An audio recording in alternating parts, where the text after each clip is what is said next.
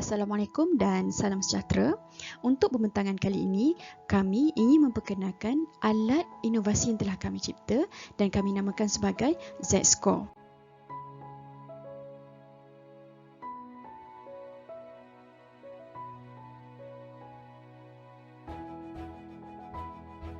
Kami merupakan kumpulan Go Infinity yang terdiri daripada 5 orang pensyarah matematik dari Kolej Matrikulasi Selangor. Objektif utama adalah supaya pelajar dapat menentukan tanda nilai skor Z sama ada positif ataupun negatif dengan cepat dan tepat, sekaligus dapat menyelesaikan masalah atau soalan yang berkenaan. Ini adalah buku statistik kami yang dibekalkan oleh bahagian matrikulasi. Kita tengok buku surat belakang sekali, bawah tajuk Special Probability Distribution. Ini table yang ketiga. Gambar rajah table yang ketiga iaitu Table of the Standard Normal Distribution. Dalam PowerPoint ni saya ada sediakan gambar lah. So di tengah ni mewakili nilai kebarangkalian dan di sekeliling ini mewakili nilai Z. Dan kita perhatikan nilai Z semua positif sahaja. Untuk soalan PZ kurang daripada A bersamaan dengan 0.3409, pelajar akan mencari nilai A ataupun skor Z melalui buku statistik yang dibekalkan oleh bahagian matrikulasi. Ini adalah sebahagian daripada buku statistik yang dibekalkan. Dengan mencari 0.3409 di tengah-tengah dan nilai A ataupun skor Z diperolehi iaitu 0.41. Tetapi jika pelajar memberikan jawapan 0.41, jawapan adalah salah dan jawapan sebenarnya adalah negatif 0.41. Bagaimana untuk mendapatkan tanda negatif? Sedangkan dalam buku statistik, nilai Z ataupun nilai A terdapat hanya nilai positif sahaja.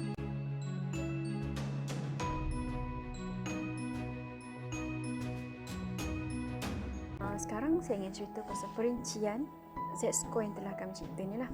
Dia ada dua versi, satu untuk pelajar dan yang lebih besar ni untuk pensyarah dan sangat besar lah saiz dia. Okey. Perincian dia ada dua bahagian, satu untuk bahagian greater than, okey, dan lagi satu bahagian untuk less than. Okey. Dan di tengah-tengah ni ini boleh bergerak. Ini mewakili nilai kebarangkalian. Dan ini pun sama, boleh bergerak juga, boleh move, mewakili nilai kebarangkalian.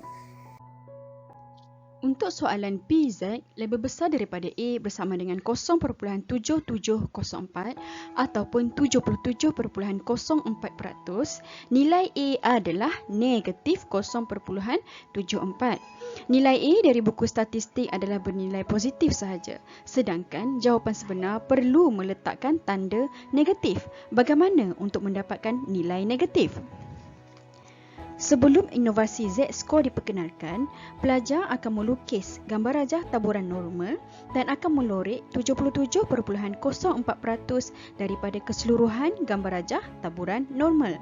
Dari situ, pelajar dapat ketahui kedudukan tanda skor Z ataupun kedudukan A sama ada berada pada nilai positif ataupun negatif. Masalah timbul apabila pelajar kurang faham bagaimana untuk melorek atau setakat mana lorekan sebanyak 77.04%. Jadi kami telah memberi panduan untuk melorek 77.04% dengan menggunakan alat Z-Score. Untuk menggunakan alat Z-Score, pelajar akan memilih bahagian lebih besar daripada bergantung kepada soalan. Soalan menyatakan PZ lebih besar daripada A adalah sama dengan 0.7704 ataupun 77.04%. Jadi dengan alat ini, ia akan membantu pelajar membuat animasi setakat mana keluasan yang melitupi keseluruhan ini sebanyak 77.04%. Nilai 100 di sini menyatakan melitupi 100% luas keseluruhan. 90% melitupi keseluruhan gambar rajah, 80 dan kita nak 77.04 di antara 70 dan 80 lah. Jadi kadbod merah jambu ini melitupi 77.04% keseluruhan gambar rajah taburan normal.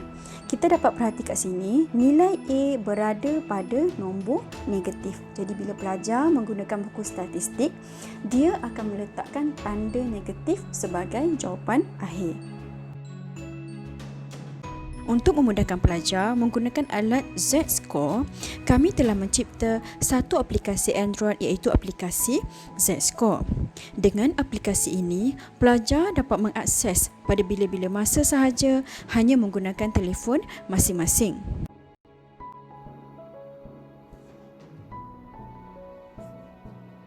Untuk soalan PZ kurang daripada A bersamaan dengan 0.671, pelajar akan memilih bahagian kurang daripada bergantung kepada soalan. Memandangkan nilai M adalah bersamaan dengan 0.671, pelajar akan memilih skala di antara 0.6 sehingga 0.7. Video ini akan menunjukkan animasi pergerakan luas kebarangkalian dan pelajar dapat mengetahui kedudukan nilai skor Z iaitu berada pada kedudukan positif.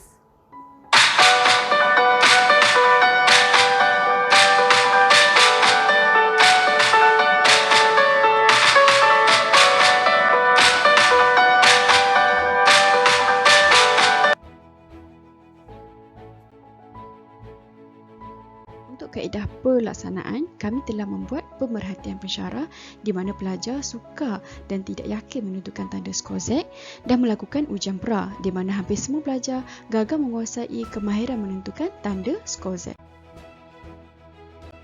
Tindakan yang dijalankan adalah mengajar tanpa menggunakan alat Z-Score, memberikan ujian pra, kemudian mengajar semula menggunakan alat Z-Score dan memberikan ujian post dan juga borang soal selidik. Pemerhatian dan penilaian dilakukan dengan membuat perbandingan antara ujian pra dan ujian pos serta menganalisa min skor borang soal selidik. Refleksi dilakukan di mana pensyarah menentukan impak positif dari inovasi dan penambahbaikan yang dapat dilakukan pada masa akan datang. Pemerhatian yang kami buat ada dua. Kami buat dua kaedah untuk memerhatikan keberkesanan alat kami. Yang pertama, kami guna borang soal selidik yang terdiri daripada 11 elemen penilaian. Dan yang kedua, kami buat ujian pre dan juga ujian post. Maksudnya ujian pre sebelum kami guna alat dan bagi balik ujian, soalan yang lain tapi pattern yang lebih kurang untuk kita buat ujian post. Okay. Ini adalah contoh borang soal selidik yang kami telah gunakan untuk mengetahui maklumat las pelajar mengenai alat bantu mengajar Z-Score yang telah kami gunakan dan juga maklumat las pelajar mengenai penggunaan aplikasi Z yang telah kami sediakan.